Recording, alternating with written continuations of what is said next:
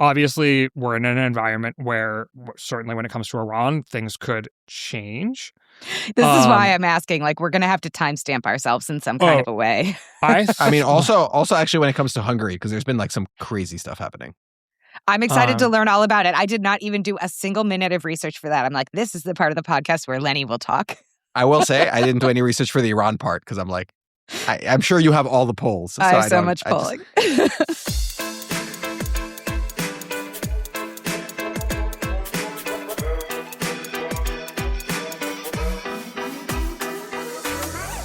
Hello and welcome to the GD Politics Podcast. I'm Galen Druk, and where do we begin?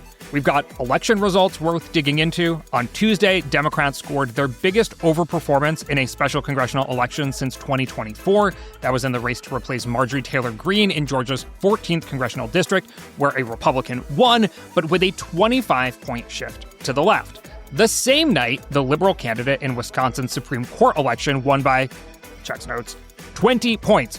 20 points in a statewide race in the country's consummate swing state. Of course, there are caveats, which we'll get into, but an unnerving picture for Republicans. And speaking of unnerving pictures, this is our first podcast since President Trump threatened to kill a whole civilization at the start of the day on Tuesday and agreed to a ceasefire with Iran by day's end. We're recording this Wednesday afternoon when a lot is still up in the air. I guess I'm not entirely sure if the ceasefire will still be in effect when you're listening to this. Nonetheless, hear us out. We've got plenty of analysis of the current data. It's a 2-week ceasefire, and at the moment, there's disagreement over the contours of it. Is the Strait of Hormuz actually open? Is an end to Israel's invasion of Lebanon part of the ceasefire? Oh, and by the way, strikes in the Gulf haven't actually ceased at the moment.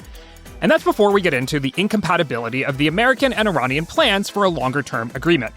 There are also incompatible political narratives emerging from the ceasefire. The White House is claiming victory over a massively diminished Iranian military. However, the regime hasn't actually changed. Iran still has its enriched uranium, and now seemingly has a say and even a financial stake in who passes through Hormuz.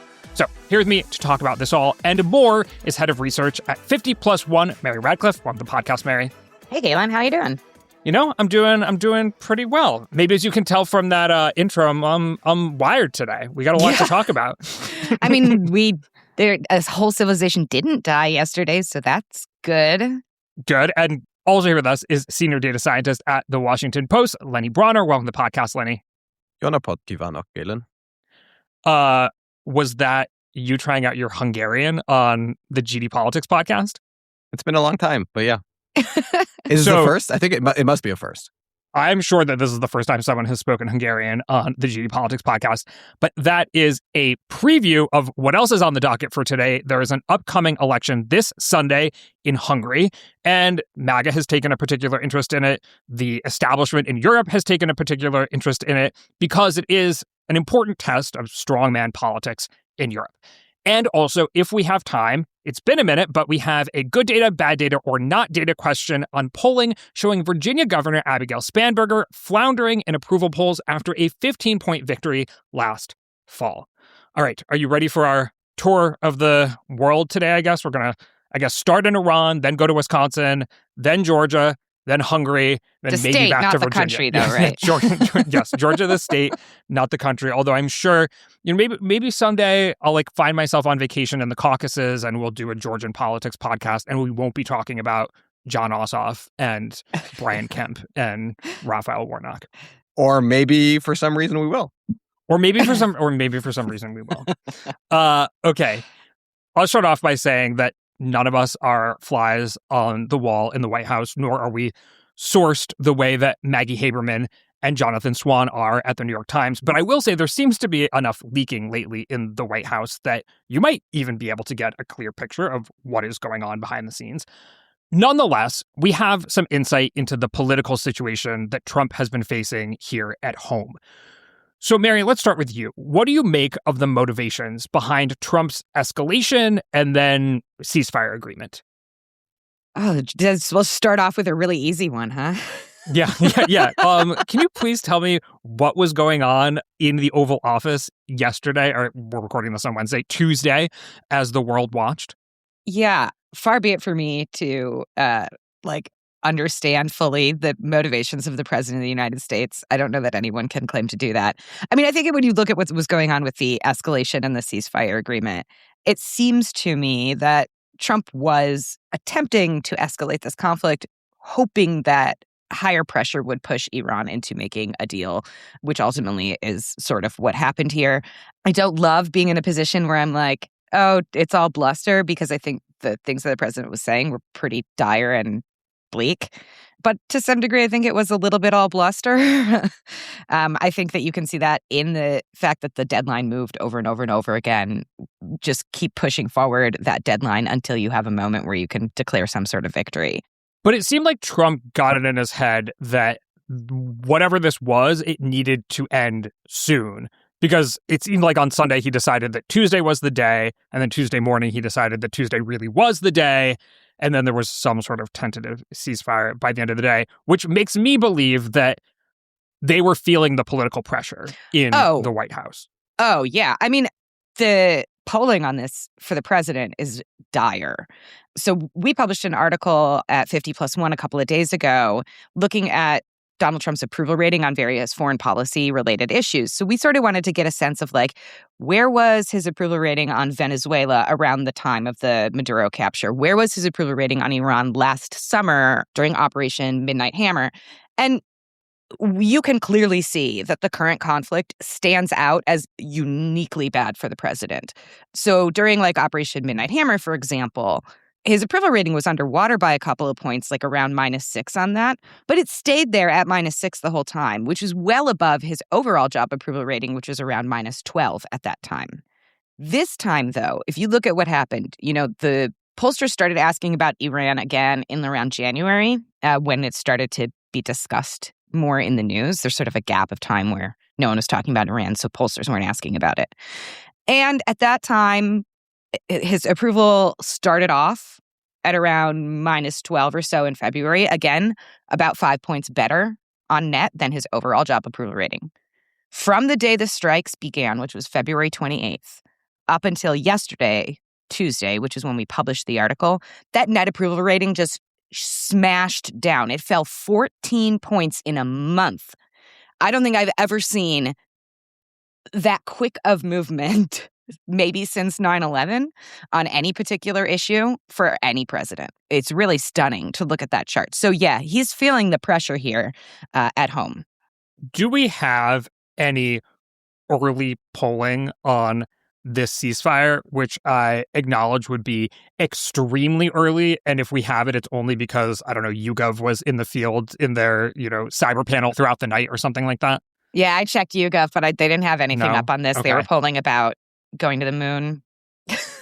Okay. How do Americans feel about going to the moon? Oh, they love it. Oh, yeah. Something that if we weren't, in the middle of a war, we could all maybe get behind. Yeah. A majority of Americans said that they personally would go to the moon if they would be able to guarantee safe travel to and from. I think I'm a no. I'm so sorry. I think I'm a no. But God bless all the Americans who want to go. I support them. Lenny, I described a situation where Iran is claiming victory, the White House is claiming victory, the political opposition here in the United States is saying that it's BS. Are Americans liable to believe the White House when it declares victory? That seems pretty unlikely. I mean, given both the facts that sort of are coming out of what the ceasefire agreement will look like, and also, the points that they're starting negotiation rounds for a more permanent ceasefire, it seems pretty clear that, the White House claiming victory will seem pretty weak to a lot of Americans. But, a lot of Americans are also sort of take their views on this kind of thing from like partisan cues. And Donald Trump, like Mary just said, is generally pretty unpopular. He's particularly unpopular on this issue, and that's changed a lot. And so I think people will interpret what they are seeing, and their interpretations of what is happening on the ground will be skewed by how they believe the administration is handling this problem or this situation more generally. And so I think they are less likely to sort of accept the White House's narrative that they have, fulfilled the mission that they went into here. Yeah, I watched that press conference on Wednesday morning with Pete Hegseth and General Kane.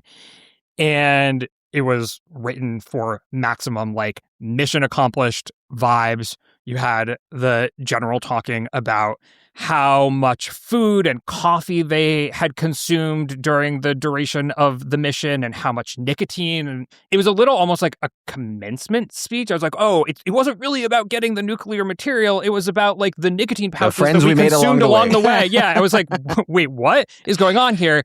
But eventually, the White House will have to account for the fact that the regime is still in place. Iran still has control over its enriched uranium. But now, even apparently has a say over who goes through the Strait of Hormuz, which I imagine, I mean, a lot of the political reaction to all of this has been a political reaction based on gas prices and therefore the cost of living. I think there are some people who are upset about the war on its own merits, but like, I think the dearest political vulnerability is that. But if that's not resolved, if Iran still has control over the Strait of Hormuz and at the moment is charging $1 per barrel of oil, which is up to $2 million for super tankers, and at the moment also is saying that maybe they'll let about a dozen ships go through the strait a day, like that doesn't seem to me, a non-oil markets expert, to resolve the issue that brought us to this ceasefire in the first place.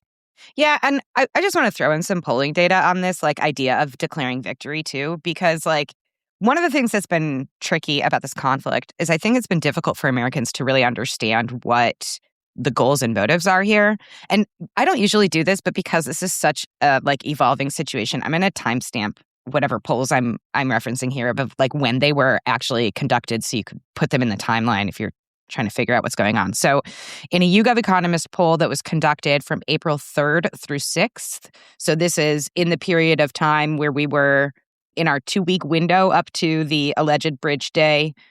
It includes that tweet about Bridge Day and Power Plant Day all rolled into one that went out on Easter. That's the fielding period for this poll. The pollsters asked people what they thought should be the U.S. objectives, what we should accomplish before ending the war. And respondents could select as many of these options as they wanted to, right? So there's a bunch of different possible outcomes here. The top outcome that people want the U.S. to accomplish at 54% was preventing Iran from obtaining a nuclear weapon. And I think we can check that off. Unless anyone believes that Iran currently has a nuclear weapon, we're doing that. We've been doing that for decades. Mm-hmm. The next highest priority, though, at 45%, is to reopen the Strait of Hormuz. So in the current situation, under the current ceasefire, as you're describing it there, Galen, where Iran is still controlling the strait, they're letting a limited number of ships through, potentially might be tolling ships coming through the strait. I think it's hard to argue that we've achieved that strategic objective of reopening the Strait of Hormuz, which 45% of Americans say would be necessary to achieve our goals in this war. And I'll flag just the next highest outcome. There's a bunch of other things on here. But the next highest priority is at 40% to eliminate Iran's ability to launch missiles and drones. I don't think that that's a strategic objective we've achieved at this point. I mean, Iran was launching missiles and drones up until that ceasefire. And as you mentioned, Galen, there is still some extracurricular activity going on in the Middle East now. So, like, if those are two of the highest priorities that Americans have, it's hard for me to swallow that Americans are going to buy the administration's claims of victory here. Yeah, of course, we will get more data and we will talk about it as it comes. Before we move on, I want to talk a little bit, though, about the reaction from lawmakers, which is maybe a poll of a different kind, a straw poll, maybe you can call it. I saw, according to Gabe Fleischer over at Wake Up to Politics, at least 80 Democrats had responded to Trump on Tuesday saying that they wanted to see the invocation of the 25th Amendment or impeachment. They were joined by people like Marjorie Taylor Greene on the right, or, you know, the MAGA, ex-MAGA, too MAGA for MAGA part of the Republican Party. Let's call it America First. America First. Because I think we've discussed before that MAGA just really means like Trump. Yeah.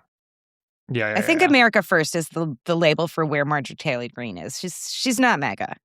So I'm curious how, and maybe ironically during all of this, Congress hasn't actually even been in session. They're on vacation. So we haven't seen reporters chasing them down hallways to get a reaction to all of this. Whatever we've seen is because, in large part, lawmakers have volunteered it on Twitter or in interviews or what have you. So, I mean, how would you describe the landscape in terms of actual politicians at the moment? The characterization you have given about how Democratic elected leaders have been reacting is pretty spot on. I think a lot of Democrats were fairly outraged, both by the tone and content of Trump's recent tweets and statements. With respect to the GOP, I think you see a lot of GOPers sort of doing a version of the thing that I did sort of at the beginning of this podcast, where they're like, oh, this is a negotiating tactic. It's hyperbole, right? He's not really going to do a genocide of the Iranian people, et cetera. There's a handful, I think, of Republicans that are reacting a little bit differently, and some from some surprising corners. I saw Ron Johnson, for example, senator from Wisconsin, speaking out sort of against what the president was discussing. But I haven't seen a ton of reaction from elected Republicans in like positions of actual authority. So like I tried really hard to find a reaction from Mike Johnson, for example. And I'm like Googling, I'm like cross-referencing, I'm requiring phrases. And the best I found was a quote from a Time magazine piece on this, which was, quote, Johnson's office did not return a request for comment. End of quote. Well, there you go. There we go. I love the reporting though, Mary. I will say, I mean, like obviously there's been many scandals, issues where people have waited with bated breath for the Republican establishment to split from Donald Trump. To Mary's point earlier about the polling, this one seems maybe a little different because we've had a very strong impact in the polling very quickly. Mary was talking earlier about sort of the issue polling where things look pretty bad for Donald Trump on this, but also his net approval rating has changed by like 4 or 5 percentage points in the last 4 weeks, which is a lot faster of a change than we are used to. I mean, his net approval rating has been sort of on a slow dripping decline since he took, since the second term started. But this quick change that we've seen over the last month, that's a lot quicker than what we usually see. That's a lot harder, stronger impact to the degree that we often say that like, quote unquote, nothing matters. Like this does seem to matter a little bit. And Galen, to your point earlier, it's a little unclear whether this is simply gas prices, chaos, all that, or whether it's actually sort of a division within the Republican Party that is maybe more fundamental that might be causing this. I mean, this is a point that you often raise, Galen, that the Iran war actually sort of speaks to like a fundamental divide within the current Republican coalition, which is something that we might be seeing here. And if that is the case, maybe that's actually more permanent than simply if it's an impact to oil prices, because eventually, hopefully, those will normalize again. And if we do stick by the analysis that when it comes to foreign policy questions, again, this isn't just a foreign policy question, it became a cost of living question. But on foreign policy questions, if voters are liable to take their cues from elites, they're actually hearing a lot of different things from different elites within the Republican Party. I mean, elites includes media figures. It always has. And at least conservative talk radio has historically played a pretty big role in reacting to marshaling public opinion on things like, for example, immigration. In this case, I'm thinking back to like comprehensive immigration reform when Rush Limbaugh basically rejected the idea from, Republican Senate leadership that there would be some sort of big compromise on immigration or something like that. In this instance, we've talked about it before, but we're hearing from folks like Tucker Carlson, Megyn Kelly, Candace Owens. I don't know how far afield we want to go, but people who are paying attention to the new age of conservative talk radio, which is like the MAGA influencer or America First influencer on podcasts and YouTube and whatnot, aren't hearing one single message. Or if they are hearing one single message, it's a negative one. Yeah, I agree. And I actually think you can even look at Fox News here, which has been more critical. I don't want to say they are super critical, but they've been more critical or at least asking harder questions of Trump officials on their programs on this issue than they have on other issues. And I think that may be reflective of the fact that because this is so unpopular and the president is so unpopular on this, in order to maintain some amount of credibility, they have to reflect some of that skepticism back when they are talking to officials. Now, I don't mean to say that they're going like as hard as Megyn Kelly. They're obviously not. Yeah, no, it's interesting that you say that, Mary, because I was watching the press conference Wednesday morning with Pete Hegseth, and he throws the first question to One American News Network, which is in the vein of these new media companies that came up during the Trump era that were given spots in press conferences like that, specifically because the Trump administration wanted to get more friendly media into those rooms, and then went to like the Daily Wire and some other quote unquote friendly media outlets that aren't even trying to do the mainstream media, like we're balanced type thing, are squarely on the side of the president. And they were asking still challenging questions of Pete Hegseth about what is going on with the Strait of Hormuz. Like, what about those military objectives that we had when it came to the enriched uranium and whatnot? So I think, yes, I think that there's something different here. And I do wonder that, we've talked about in the past with Operation Midnight Hammer and Venezuela, that with some hindsight and some time between when the original event happened and things being settled in some way, I do wonder, if, say this ceasefire holds, is there something broken that just this ceasefire now and sort of moving on to the next scandal can't quite put back together? We'll find that out in data, but that's kind of my question right now. Yeah, it will be interesting to find out. I think in particular it's interesting to find out because we're about to head into primary season for the next Republican presidential candidate. And I think the division that you just outlined, Galen, is going to play a big role, or might play a big role in, how candidates position themselves for this upcoming primary. Yeah. Well, speaking of elections, as promised, we should move on to, we'd actually thought of this whole episode as, we're going to talk about all these elections that are happening in Wisconsin and Georgia and Hungary and whatever. And of course, the news cycle enters as it does. I'm glad that we were talking about Iran and that we were able to cover that. But Tuesday night in Wisconsin, liberal Supreme Court candidate Chris Taylor beat conservative candidate Maria Laser by 20 percentage points with more than 95% of the expected vote tallied. In my mind, this was something of a test of our priors for how low versus high turnout elections work in the Trump era. Our prior being that in low turnout elections, highly engaged and enraged Democrats and Democrat leaners have a significant advantage. Republicans do better when they nationalize an election and drive up turnout. Now, Wisconsin had a Supreme Court election last year in 2025. We all covered it. Turnout was nearly 2.5 million votes in 2025, which was about 50% of eligible voters turning out. This year, it fell dramatically. It was about 1.5 million votes, which is turnout these aren't final numbers here, but is sort of in the low 30s in terms of turnout of eligible voters, which is a very steep drop-off. We saw in 2025, the liberal candidate, it was a big victory, won by 10 percentage points. But now, a year later or so, the liberal candidate wins by 20 percentage points in a very purple state. So I guess, should I ask, were our priors proven correct? That's the end of today's preview. Head over to gdpolitics.com to become a paid subscriber and catch the full episode. We chatted for an hour and got to lots of election news. We talked about trends behind the big overperformances for Democrats in Wisconsin and Georgia. For example, some trends amongst rural voters and Latino voters. We also looked ahead to a high-stakes election in Hungary this weekend and why MAGA feels a kinship with Viktor Orban. And we did get to that good data, bad data, or not data question on Abigail Spanberger. Like I said, head over to gdpolitics.com to become a paid subscriber and catch the whole thing. It's $8 a month or $80 a year. Paid subscribers get about twice the number of episodes, can join in the paid subscriber chat, and most importantly, make sure we can continue an independent podcast that prioritizes curiosity, rigor, and a sense of humor. When you become a subscriber, you can connect your account to wherever you listen to podcasts so you'll never miss an episode. There's a link in the show notes explaining how. Again, head over to gdpolitics.com. See you there.